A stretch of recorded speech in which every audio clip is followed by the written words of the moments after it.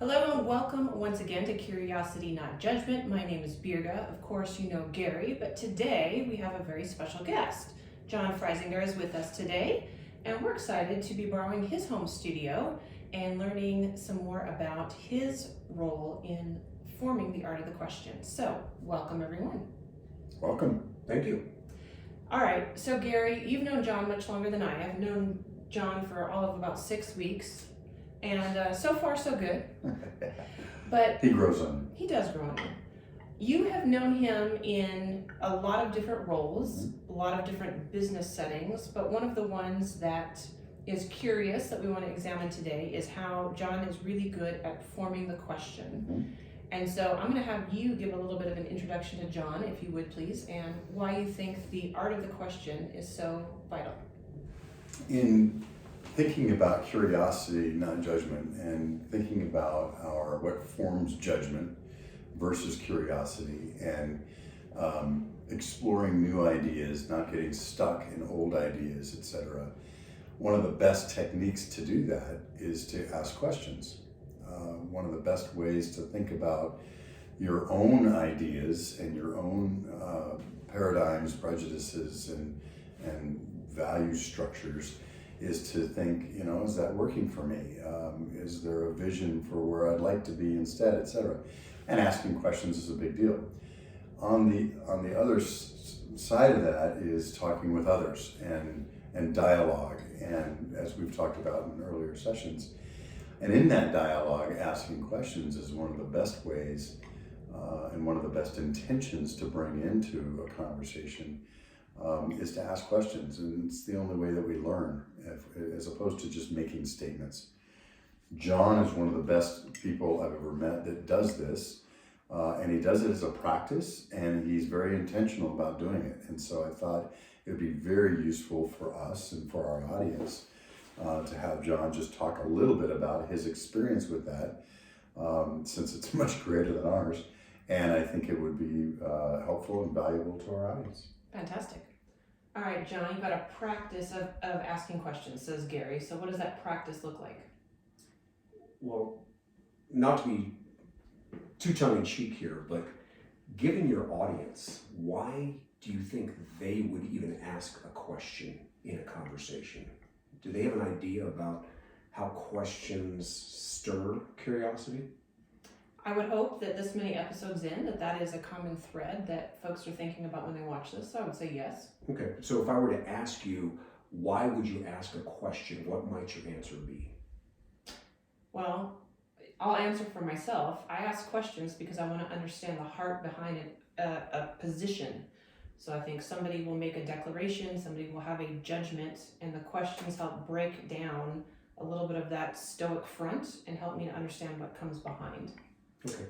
And for me, I've been actually looking into kind of right brain, left brain, not in the artist, engineer, our typical paradigm of right brain, left brain, but in the pre-conscious versus conscious.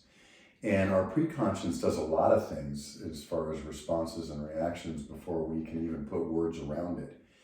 And I think that in order to check out what am I currently thinking versus where I want to be thinking, the art of the question, as we've talked about it here, is a good practice to get ourselves out of just thinking and being stuck in our current paradigms. So what I heard was seek to understand, and as an interrupt, a cognitive interrupt. It allows us a chance to question that. So I don't know if you saw it, but my first two questions were actually two different types of questions. The first was almost manipulative, which is if you want to control a conversation, ask a question. Because what happens to the listener then is their brain has to process that. They have to do something with the question. We are puzzle solving mammals. And if a question is a puzzle, we have to solve. The second thing I did, which is the form of the question, if I were to ask, was a question that allows you to participate in the conversation. So the first one is, I'm going to keep you at arm's length and control the conversation. The second was, I would like to give you permission to join the conversation. Now I give an example of those two because like with many tools, it can be a tool or a weapon. Mm-hmm. And so oftentimes I ask people, what is your intention in having a dialogue with somebody, in entering into conversation with them? And I think we've all had the experience where the only reason somebody is speaking is to make sure they are heard, Right. and they're going to convince you. And questions can be utilized as a weapon in which you can do that. But I think the first question we have to ask ourselves in entering a conversation, especially with a group that is interested in curiosity, is what is my intention in engaging in a conversation? And oftentimes it comes down to, am I trying to secure my ego, or am I trying to become more empathetic? Mm-hmm. So are you clear of the delineation between empathy and sympathy? Yes. Okay, so if I were to ask you, once again, it's a soft question, right? There's no stress in this question when I say, if I were to ask you. If I were to ask you to give me a sample definition of sympathy, and Gary, I'm going to ask you to give me a definition of empathy, what would you say? To sympathize with someone is to allow yourself the time and the posture and the position to feel for them, not necessarily feel with them, but feel for them in whatever experience they're going through. And is that through your lens or through their lens in terms of sympathy? I would say through my lens. Okay. I would agree with that and say trying to understand their lens is more towards empathy. The simplistic, overly simplistic way I've always thought about it was sympathy is understanding someone and agreeing with them, whereas empathy is saying, I understand you. I don't necessarily agree with you, but I understand you. And maybe using the trite phrase, walk a mile in their shoes, Exactly, right? So that was an example of a technique in which we're trying to hold open a conversation. And that's really my goal in any conversation I enter is, how long can I hold the conversation open before we get to decision brain, Mm-hmm. or before we get to our ego is going to justify whatever our thought is. You talked about interrupt earlier. This is a technique to hold that interrupt open as long as possible. If you notice the pattern I used, gave both of you permission. Mm-hmm. There was an expectation both of you were going to enter into the conversation. As you answered your question, I asked a clarifying question which actually gave Gary a jumping off point for empathy. So even if he didn't have a fully formed idea about empathy already, there was already a clue within there that would allow him to expand his experience in there. So my goal in every conversation in which I use questioning is almost without variability. I want to be as empathetic as I can, and how do I hold the conversation open to hear from as many voices as I can? Because I think we might agree that all of us already know what our own voice is going to say. Mm. We have an pat answer for everything. Gary's a king at this, right? So you we used to joke about Gary, right? You pull a string and he's going to give you, 5 or 6 tried and true statements that will really convey an idea. That is that interrupt that you were talking about earlier. And if you can see technique in how you can utilize question to be more empathetic, it kind of becomes obvious, doesn't it, that I should use this in this arena. So I want to pull back for a second from kind of the business setting or this high level setting, and I want to go back to a very simplistic situation, and I want to hear where you would go with this. So you've got your second grader that comes home from school, and you're trying to really understand what happened. There's been maybe some behavior changes, there's been some moodiness, there's been some whatever, and you ask the age-old question, how was school today? And you get fine, or no answer at all. Walk us through the process of drawing out some more information from your student in a way that makes them feel heard and respected. From the student that makes them feel heard and respected. Okay, so I think it begins with an intention, right? We already discussed that. Is the intention to engage them in meaningful dialogue, or are we blathering? And so many times our questions are blather that we're just looking for a reflexive response to. One of the things I'm famous for is when somebody says, how are you? my response is always Phenomenal. And the reason is because that's an interrupt, right? It actually makes them question, why did I just ask that question? Because the common answer is what? Fine. Which is what you're going to get from your 2-year-old or your second grader. Right? Yeah. It's a reflex. So if you can change your mind before you ask the question comes out differently. Mm. One of the tips, tricks, and techniques I used to use with my kids was know that you matter. And what are some of the ways in which you let somebody know that they matter? Mm. One of the ones I like to use is eye contact. Mm-hmm. So how do we get eye contact with a 2-year-old or a second grader? I'm sorry. Sorry. Okay. So I don't know. I mean, this is a sincere question that I'm hoping that you'll help us process, because I think I've failed with my own children who are now long past second grade in a lot of ways. But now nieces and nephews maybe in that same age range. So this is a selfish question because I want to know. Okay. So think about the physical dynamics in which you're asking the question. This one's kind of fun. You can't really tell from the video here that I'm sitting slightly higher than Birga and Gary. Right? We change the camera angle just so we can get on the same level. That's also the reason Gary's head looks so large in this video. It's not really that big. The physical characteristic, right, the non-verbal before the verbal that we have is let's get on the same level. Mm. And oftentimes when my kids would come home, I'd actually take a knee because then we're at eye level. Right? And they know that I've interrupted whatever I'm doing and whatever they're about to say is very important. Mm. And instead of asking a trite question, is there a way to reframe the question?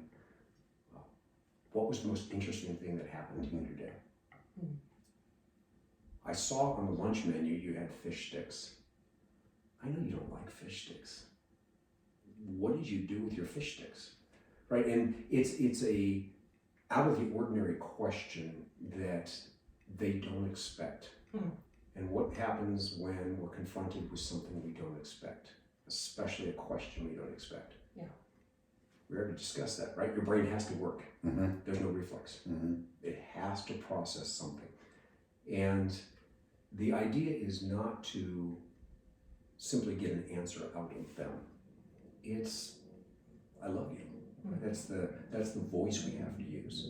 So the question has to sound like, I love you, if you're engaged with somebody in on that level.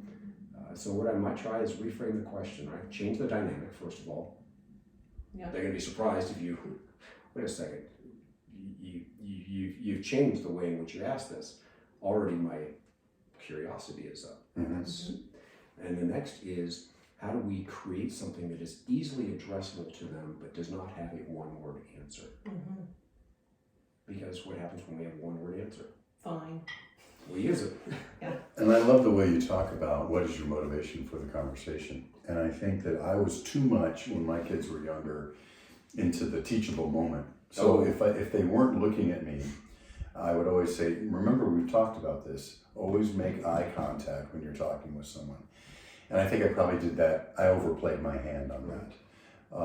But we did try to change up the question, and we would say, so what was the best part of your day? What was the worst part of your day? And although that probably became an expected question in and of itself, trying to be creative. I mean, you're tired as a parent. You've got a lot of stuff going on.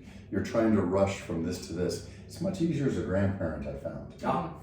You know, when my grandkids see me, they love grandpa, right? It's just run into the arms, my face lights up, their face lights up. It's a big deal different because I don't have the responsibility of getting them from this place to this place to this place to this place. There's no agenda. I'm not responsible for teachable moments. So my motivation is fun. My motivation is, hey, how's it going? What's going on? What can we do today, right? And to be able to jump into the present with them versus what's this long string of things I know is coming up that we're all under pressure to do. And it's actually very instructful as a grandparent. And I'm asking a lot of questions naturally. And it's not hard for me to have that conversation because it's not, okay, I've got this limited time. I'm supposed to talk to my kid and I have to try to engage them. What's my motivation? Well, my motivation is to try to get them something in the next 3 minutes before we go out the door to soccer practice. Right. And so I really like that. What is the motivation of the conversation and how can I get the conversation going in a way that it's a good way based on what I'm actually after. I think and that's again questioning our own methods. So when there's a conversation happening, whether it's your second grader, it's a business colleague, it's a relative, whatever the case may be, and you can tell there's something more going on than they're willing to put forward. There's a distress to the face, there's something, you sense that there's something that's problematic. How do you begin, and this is something that we've addressed a number of times, how do you ask questions in a genuinely curious manner that you can engage and draw out some further dialogue without just casting a judgment of, oh, they're just in a bad mood, they don't want to talk to me? Yeah, the bad mood, I guess, is our interpretation. Sure. Right? And why we ask questions, I think, is to try to convince ourselves otherwise. Or why would we ask a question? Right? If I already know the answer, why am I asking the question? Other than maybe I want to hear myself talk, which is what I like to do from time to time. So I think it begins with what Gary uncovered for us, which was the change of heart. Am I the teacher or am I the loving grandparent? And we're okay to talk about God, right? On this, as we experience God throughout our lives, oftentimes I think people negatively focus on the thou shalt gods, right? The command God. He gave us commandments. We shouldn't do this, we should do that.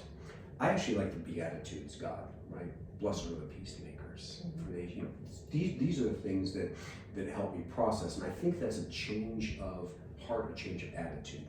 And so if we can be more of a beatitudinal, if you'll let me use that word, Beatitudes, questioner, as opposed to an Old Testament 10 Commandments questioner, I think that helps soften people's hearts, and they see that we are there to support, not to judge. There's an old maxim in public speaking where nobody cares how much you know until they know how much you care. And so the key is to try to identify questions in which we are showing that we care about them, and not to make any judgments, right? I notice you're wearing a blue shirt today. Why blue?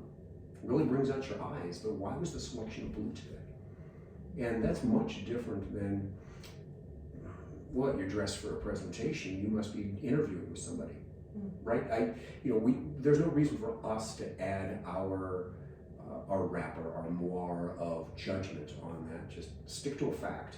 It's a blue shirt. And then ask them an interesting question about why blue. So, Birga, why blue today? I feel good in this color. Okay. That's good. A good answer, actually. As do I. Why am I wearing blue? Right, Same thing. Right. And that's a fun thing, too, is just because somebody asks you a question doesn't mean you can't ask the question right back. Yeah. And that connects us as humans as well, because then we're sharing at the same level.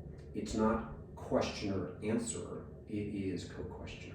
And that's where we seek to get, I think, as questioners, is how do we get to a point where, once again, holding the conversation open, and the dynamic is such that we're equals.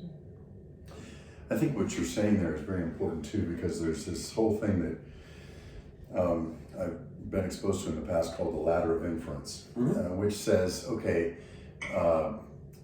Michael was late to the meeting, he must not care about us or the meeting or the topic we're talking about. Correct. Whereas Michael may have run into a coworker who really needed some help and could be personally or business-wise in a very dangerous, bad place. And he did a lot to help that person get out of that bad place.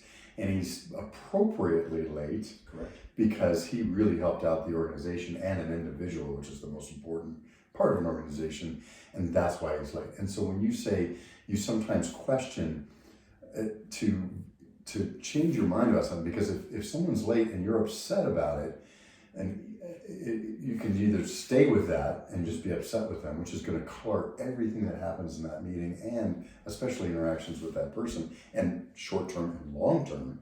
Maybe he's late again, right? 4 or 5 meetings down the road. This guy doesn't care about anything. Instead of, we could say, so, you might catch him afterwards and say, so, hey, I noticed you were late. You okay? Asking it in a non-threatening way, not, I noticed you were late. You must not care about anything here, right? You say, I noticed you were late. You okay? Well, as a matter of fact, I saw that. I mean, a paradigm changer. Right. Right? And now you're going, that's great. I'm glad you're supporting the organization in that way. I really appreciate you sharing that with me. And so I think that's it. And by the way, if you're Michael, and then you notice that the room is against you because you came in late, then that's another thing. Right. Right? I have to defend myself. Exactly. Now I have to defend myself. What if after the meeting, you ask a question, or you make sure that people are understanding that you do care about the meeting? Maybe there are some things you can ask questions on and make sure that you're engaged in the meeting so that people know that you're engaged, and take the sword out of their hands. And I think that those are both, the latter inference is something that we all do, and it's something we can use questioning to keep ourselves from coming to the wrong conclusions, Right. which are detrimental. And what are some of the interventions on that ladder of inference that we've been taught? I mean, we're all high functioning adults here, right? We don't need to be prescriptive in how to solve that. What are some of the things that have worked for you when you find yourself trapped in that ladder of inference? I wish I could tell you I'm perfectly self-aware to know when I'm a subject to the ladder of inference, which is a big problem because we're all so busy. I think that's part of the issue is, and we use this as an excuse and almost like a badge of honor sometimes. I'm very busy. I don't have time to think about these soft things like whether someone is this or this or this. I'm going to make my judgment and I'm good, thank you. I think the first thing is to pause and to ask the question and say, is this working for me? Is my judgment about this person working for me?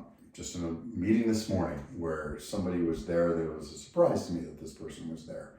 And I was like, what is that person doing here? Don't they have other things to do? And by the way, I have an expectation of that person that they're not meeting. They should be doing that instead of being in this meeting. I've got this meeting. What are they there for? And I caught myself, and I thought, you know what? This person could probably contribute to the meeting. It's probably good that they're here because then that'll save me from having to brief this group of people later, et cetera, et cetera. And then when they said something, I thought, I could have cut them off and said, hey, let's do this, let's talk about this instead. But they made a point, and I was able to jump off of that point and say, that's a very good point. And what about this and this and this? And it was the more of the yes and versus the why are you talking about that here? That's a misdirection from where we need to go. And it turned out very well. That's not something I could have pulled off if I wasn't self-aware about how I was feeling about that person being there. Sure. So how do you hold that thought open or long enough to get some other inputs? Yeah, it's difficult sometimes. Well, specifically in this room. In this room? You're asking me a question I don't know the answer to. Well, you don't have to have an answer. I mean, that's part of the great thing about questions, that they don't have to have an answer. But if the goal is to hold the discussion open for as many voices as we possibly can, and we've now heard from Gary. Yes. So what is the responsibility of the person, we use sometimes use the term, with the talking stick? Yes. How do you hand that talking stick to Birga? Right, and that is, it's a great direction to go in, John, because that's one thing that I have a hard time with, and that is... Are you still hearing from Gary? If do you think he's going to hand his talking stick to you? I'm getting there. Okay, all right, we'll let you go. If I'm talking, I need to then say, okay, what do you think, Birga? And ask the question. Or, what might you have done in this situation, Birga? Have you experienced something similar? So why don't we pick one of those? And the other technique I just used in there is sometimes humor is what lowers our defenses to allow us to get outside of our ego, because we don't even know we have the ego yet. So pick any of the above about the incident you just had today, and let's maybe practice handing that stick over to Birga, because she's going to do the same thing with me, right? I am going to pause you for a moment because we are running close on time, and I want to respect our audience that has come to understand that we've got, about a 25-minute podcast. Right. So I think let's pick up on a part 2. Okay. Let's do this exercise as a part 2, and hopefully we will welcome everybody back next week to continue on this conversation. And if you're a few weeks behind, then you can just hit the button and just keep on going through it. So thank you, John. Thank you, Gary. We'll pick up here in just a few moments. But to you, next episode, so stick around and stay part of the Curiosity, Not Judgment family. We always love to have your questions and comments. Don't forget, you can find the way that you can submit those right there on the website, curiositynotjudgment.com. So we'll see you for next episode as we practice what is being preached. Take care. Thank you.